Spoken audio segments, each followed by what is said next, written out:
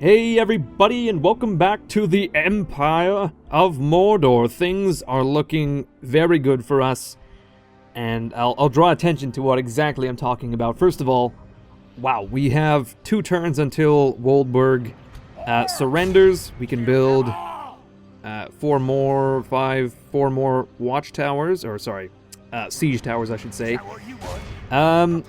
And it looks like the army inside is beginning to starve and dwindle. Lord Alfred, his units are beginning to take casualties. His healthy units are down to 100 men now. So we could potentially assault the walls and force these guys to sally out, which is going to happen regardless in a turn or two. Wusk-Free was outside of Aldburg, and he's marched north towards Entwade, although Oswin has disappeared. I'm not sure where he's gone. Perhaps he is in the shadows by Aldburg, which is not the case. Speaking of, we should really hop out here and build a watchtower. Boom. So now we have an idea of what's going on in Rohan. We could always build one along this border as well, but it's not strictly necessary. We might want to build one in here as well. If we can manage it, we cannot. So we're not going to bother. So, Dawndeath is still kicking around on the bridge here, preventing Captain Brego from penetrating into Woldburg and relieving them. He's just going to stay on that bridge, or potentially we could attack Captain Brego and destroy him in the field for no other reason but just to remove him from the board, remove the piece from the board, as it were, which we could do later on if we're feeling it. But that's about it for Rohan. Things are going very well. In Tirith Anduin, they're still recruiting units. As for the north of the city, hard to say. I don't really know what's going on. But we want to stay around Tirith Anduin with our spy. Nagma's, rather, is going to march north and keep an eye out for large elven armies such as Captain Sidhenadin, who is still kicking around. I don't know if it's the same Captain Sidhenadin, but we've seen this guy before. As for the eastern front, it appears that the large stack of elves has disappeared, and Gulfumble does not know where they are, but he will find them in the mountains here at some point. Not sure. Possibly Gorshag could be of use here. There we go. They're all kicking around Thornburg, and his path is blocked. We don't have to worry about that. Okay, so we've got Captain Rissian, Captain Adanian, and then the army in Thornburg itself. As for Laguf and his padre, we've got Ren, Dwarvois, and Laguf himself. You know what?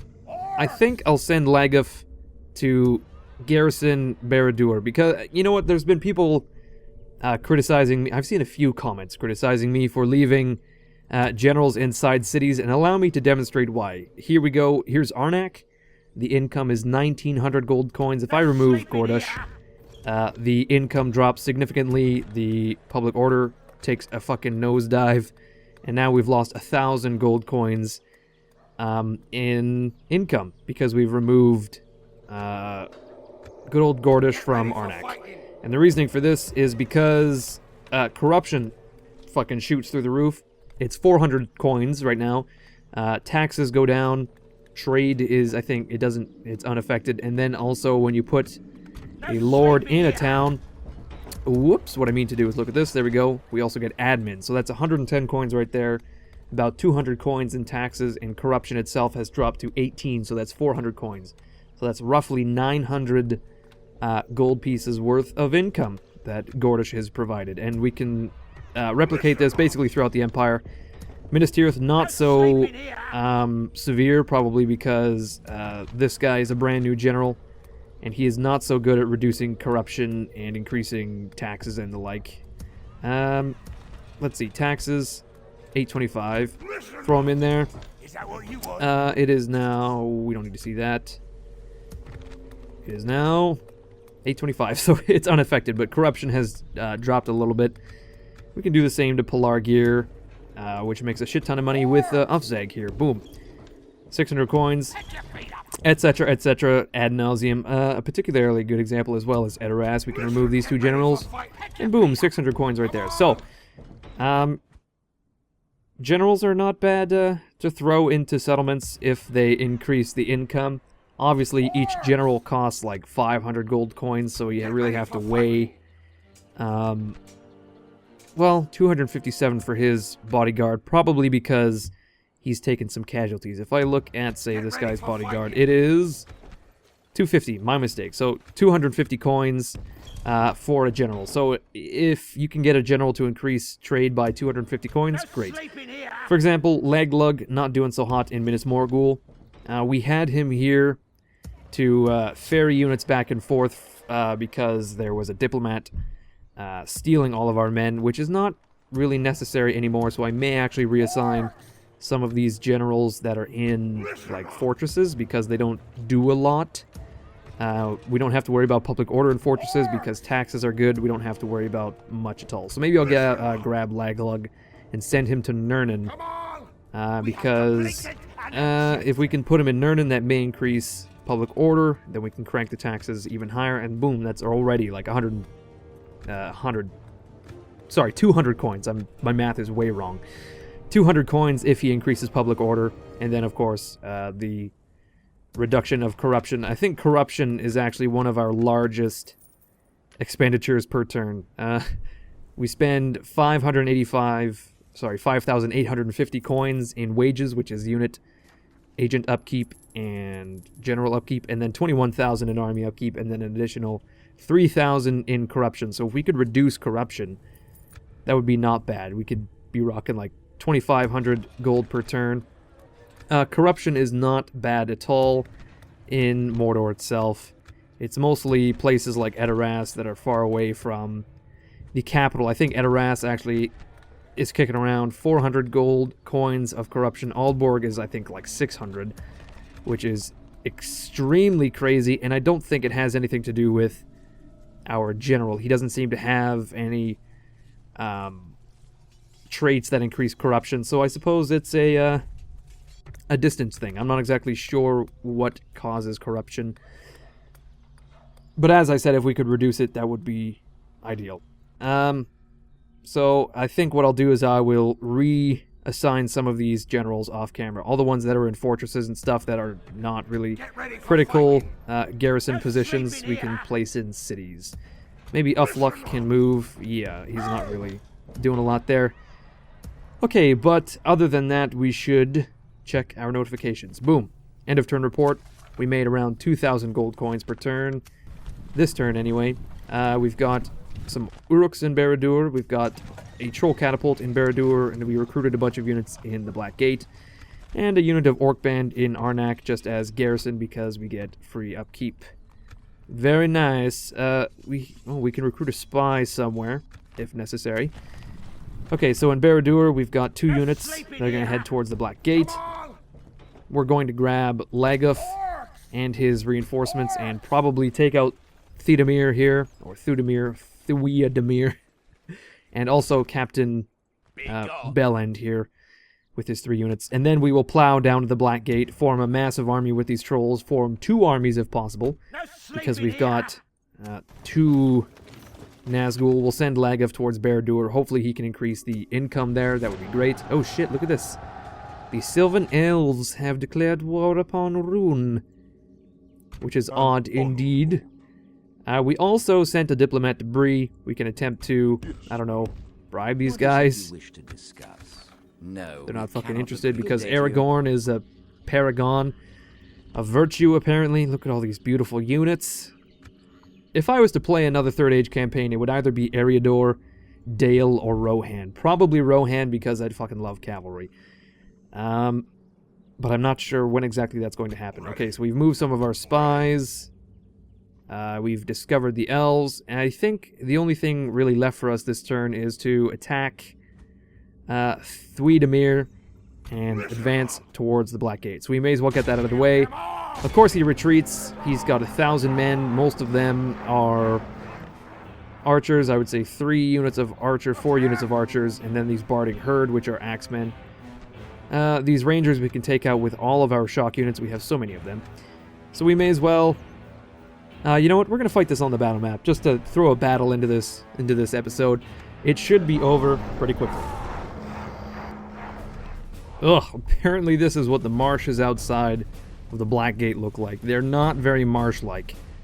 Okay, so what we're going to do, I think, right off the bat, is move all of our shock units forward. Like so. We're going to get Ren, Dwarvois, our spiders, trolls, etc. to move forward, and then we can advance with our the rest of our army as well. I've got all of my spears in the front in this big fucking block. I've got Leg of Dead Center in the middle, and then of Ballista, which is being completely useless back here. So it looks like the Rangers are advancing forward, so we're going to skirmish with our Cav. That will force them back and prevent them from firing upon our fucking spiders, who are... I'm not sure. Are they vulnerable to arrows? I couldn't tell you. But anyway, we still want to advance with our Cav and get our spiders in there. The only melee units they have are Barding Herd and some swordsmen. So, oh shit, they've got stakes. Those sons of guns. They knew we were coming. Full on. They knew we were coming. Okay, so we're going to get our melee units to engage right off the bat. Get our spiders out of there. We've got our trolls on the flank unsupported. They don't need to engage until there's a good target, because they'll get torn apart by those Barding Herd or whatever. We'll charge in with the Dwarvois here. We've got Ren on the flank, and some of our men are being fucking lit aflame by those enemies. Okay, so we got some Dale Swordsmen on the flank here, which can probably be taken care of by our spiders. That was a weak-ass charge there. And then we've got... okay, let's pause this here and assign some charges. We'll get Lagov to take... Well, maybe not. We'll send our raiders forward, I think, to tangle with these assholes. Like so. And we'll keep our other melee units in the flanks. We'll definitely charge around the flank with our... whatchamacallits, our Marauders, our Maulers, but we want our Raiders to engage. So we'll get these two units who's here? Okay, we definitely just want to get these units tied up with our Raiders before we do anything. Okay, looks like we're completing some charges with our Cav. Boom, we're cutting down some Rangers. This is a easy peasy battle. Let's see, what else is going on? So all of our... Oh my, we're taking a lot of casualties. All of our flanking forces are getting tied up in this battle. I'm not sure why I'm saying shit so weird. But we'll get these guys around the flank, and we want our Maulers like here, and then our Uruks, of course, all the way around the flank. We've got some more Raiders on the... Oh, shit. We definitely want to take down those Barding Herd before anything happens. Oh shit, we're losing a lot of spiders because of those Barding Herd. Apparently, we charged Barding Herd as opposed to the Swordsman as I intended to do. Our Trolls, though, are going to take care of some of these... Oh man, my Orc Maulers are being very useless. Okay, so my Trolls are going to charge into those Marksmen. We need to rearrange another charge here, like so, and our spiders are cleaning up those swordsmen. Great. We've broken some of the Barding Herd, and our Uruks and Maulers are finishing off this unit. I'm sure if we got like a Nazgul Screech, that would help. There we go. We've done a lot. Oh shit, here we go. My Trolls now tearing through these Bardian Marksmen. One of these units is the General, most assuredly. We ruined a charge right there. Our spiders, though, can come in to assist with the cleaning up of these units. Man, this is an easy battle. Very easy way to eliminate some units here. We just don't want to lose... What's his nuts? Donda, or Dwarvois would be his name. We don't want to lose him at all. So we're going to charge in with some Orc Raiders. We're going to charge in with some spiders. Or Ren the Unclean either. Well, we're actually doing quite well against these archers. Not too surprising, to be fair. We've got some more raiders coming in to reinforce. Here we go. We'll get the trolls around the flank, and they, of course, will charge in the rears of these marksmen. We're now tangling with my raiders. Let's see. How are these guys doing? There's 20 of them, 37 of them. We've routed everyone. Great. Our spiders can take care of that. We will then charge with everything we got. I definitely want to end this fight before we lose a troll. They're taking a lot of hits, which is an issue. So we'll charge in immediately, just to bring a resolution to this battle. They're already wavering, and could have been better, but that's the final blow, I think. Fighting to the death. Great. And that's the end of the battle. We lost 5% of our army, which is nothing at all. And I've just noticed we don't have any missile units in this army save for a ballista, which is actually as intended because this is an army that was facing off against the elves. So we're not going to go toe-to-toe with the elves when it comes to missile units, so we're not going to bother. Okay, I think that's everyone. Except for these Dale swordsmen, perhaps? Who has reformed, is my question. Who in the fucking world has reformed? Maybe this guy? No. These guys? What the fuck? Why isn't this battle over yet? I'm very confused. Okay, well, we've won this battle. We've got our spiders cleaning up. Some rangers. The swordsmen are routing. I could not tell you what's going on here. No one's in battle. Weird. Weird as hell. I guess we'll just keep it on until the end of time. Yeah, I'm not too sure what's going on. Anyway, we'll run down some of these guys, and I will see you guys on the campaign map. Holy shit, I found the culprit. There's 2 single fucking rangers standing defiantly, firing into my army, and none of my units are showing this. I'm not sure why. No one's showing that they're taking fire, but you gotta say, these 2 guys... Okay, they've routed. I was gonna say, these 2 guys, now that they've seen the threat of murder upon their heads, they've begun to run, but they're like Gimli and Legolas standing shoulder to shoulder against overwhelming odds.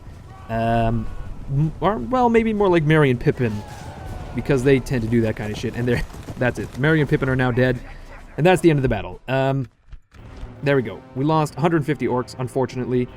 I think that's still far too many for the 889 men we killed. I would much rather lose like 50 orcs. It could have been handled better. Unfortunately, those barding herd did a lot of damage. So we've got 2,000 gold coins worth of ransom, and we're not having too much issues with Dale, so I may actually ransom them. Rejected. Very nice. Okay, so it looks like Thwedemir, or whatever his name is, got away.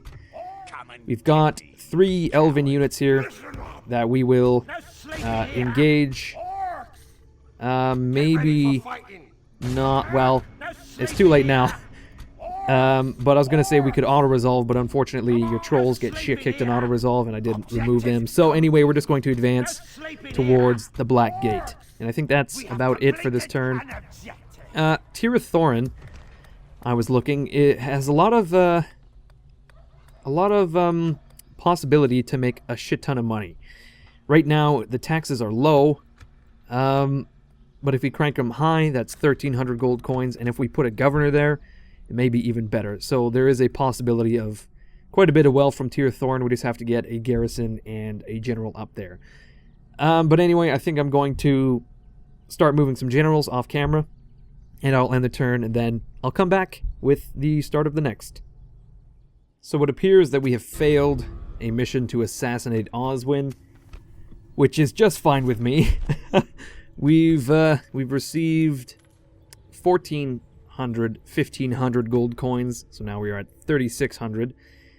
What shall we do with this cash? I'm not sure. Should we perhaps wait to build a commander's office, say, in Minas Tirith, which would reduce corruption by 100 gold? So this would pay off itself in 48 turns. Perhaps we could build a Dark Temple of Melkor in Edoras or something. I couldn't say. I really couldn't say. Speaking of, the culture is 27% in Edoras, 45% in Alberg, so we're getting up there. We can build some ballistas, catapults, etc. eventually. Outside of Aldburg, Captain Prego has marched south, and he is threatening Aldburg, etc. We're not too concerned with it right now. There is one turn until Woldburg surrenders, and we can take a look at the armies of Lord Alfred. Man, they've lost 200 men in the last turn. They're starving the fuck to death. So, we could wait yet another turn for them to sally out or surrender or whatever it is they're going to do. The elves have disappeared, and I have redistributed some of my generals. I've pulled Lunda from Henethanoon, and he is going to head towards Little Marshwall. I've pulled Zagmaz from East Osgiliath, and he's going to head towards Mount Doomington. Laglug the Obedient, of course, is going to Nernan. Little Marshwall is one of the cities that I really want to put a governor in, because the taxes at high, it adds 200 gold coins, and once the population hits 4,000, which is very soon, we can increase the size of the town yet again. Little Marshwall is smaller than Mount Doomington, but Little Marshwall, of course, makes way more money. And we'll just leave the taxes low for now. Mount Doomington, of course, being the mountain resort. You'd think that the tourist location would make more money than the retirement home that is Little Marshwall, tucked away in the mountains of Mordor, but I guess old orcs have really good pensions. I guess. In addition, Laguf, the Honest, is heading towards Barad-dûr. Whether he has good traits for governance, I couldn't really say. I don't think he has any bad traits, actually. He's utterly stoic. He just truly adopts scouting. He's got like 1 million small children under his care. Oh, he is severely austere. No, that's a good trait. He's got 200 children under his care. They can all get badges for knots and I don't know, like fire starting, all sorts of shit like that. Whatever it is Boy Scouts do, I don't know. I've never been in the Boy Scouts or any amalgamation of that. Eagle Scouts, whatever the girl version is, Girl Scout, the Girl Scouts or Cub Scout, I don't know. I'm just rattling off words in the hope that you guys somewhat know what I'm talking about. Okay, so we've got some units now to rebuild some armies. We're just going to cap off the Elvish advance in Malgalad. We'll build some armies in the Black Gate. Retrain a bunch in Barad-dûr to build those armies, and then we should have two somewhat half-assed armies. Ren the Unclean and Dwarvois to possibly push back when the time comes. Because I think once those armies are formed, we will have dealt a blow to Rohan in that we've captured Woldburg, possibly Tirith Anduin, or maybe even Entwade, depending on what happens to these stacks, Rohirrim stacks. I'm not sure. Nothing's going on over here. I don't think we have any spies anywhere interesting other than like on our borders. We've got Luglin taking a look in the north of Rohan. He's heading towards Limelight Fort, which is just chock full of elves. Unfortunately for us, we're going to scout along the forest of Mirkwood. There we are. Not too bad. Thornburg seems to be quite undermanned now. They've moved Adanian and Rissian as well, so it's just the half stack in Thornburg. Around Tir Thorn, I don't see much action. Speaking of Tir Thorn, we could potentially start building stuff here. For example, an administration, which would reduce corruption very little, and therefore is not worth it. We could build a Temple of Melkor, just upgrade that shrine a little bit. We could actually not recruit anything because the culture is so shitty. But eventually, look at this. Look at all these units we can recruit when the time comes. There's a town hall, a blacksmith. Tir Thorn is not too bad at all. It's just got really, really shitty public order. You know what? We'll build this Temple of Melkor just to... well, do we want to pump money into Tir Thorn, a city that we may very well lose soon? Yeah, what the hell. I think throwing some money into Tir Thorn will allow us to maybe hold on to it. We can recruit some units, retrain some units. some free upkeep units would be good. Right now, we're getting no upkeep because we can't actually recruit anything. And if you can't recruit something, you do not get free upkeep. So, it'll be great if we could stabilize Tir Thorn as best we can whilst we reform in the Black Gate, etc. We are going to have, I would say, 1,500 gold next turn as well. Potentially, yeah, I would say 1,500 gold coins next turn to play with. We want to build nothing in Minas Tirith, I don't think. Arnak, likewise. If anything, we want to throw cash towards, say, Edoras. If possible, we want to retrain units. Unfortunately, again, we can't recruit anything. The upkeep is not there. And we can't retrain anything save for the armor bonus, so that's not really worth it. Hormarath of Deer is sitting in the wings, waiting for an army for himself. But I think that's, again, pretty much it for this turn, so we may as well end it, again, I suppose. I'm hoping next turn we will be able to place all of our, or most of our governors where we want.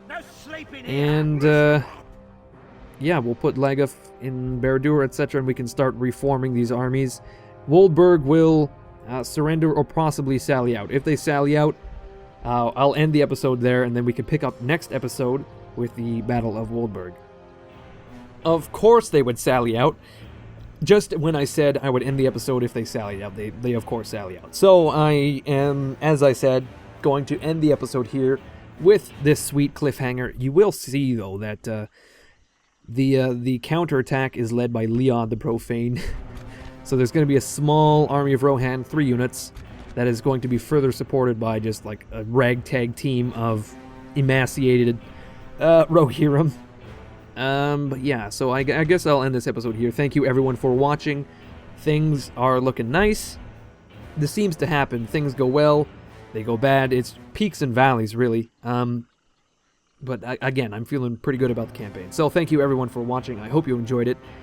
And I suppose I'll see you guys next. Well, you know what I've just noticed? Lord Alfred looks like an extremely young version of Leod. They have the same helmet, same hair, same beard, etc. Very odd. But anyway, thank you everyone for watching. I will see you guys next episode. What are you doing with that? What? Oh, we've stumbled into a den, haven't we? Of a dragon? Oh!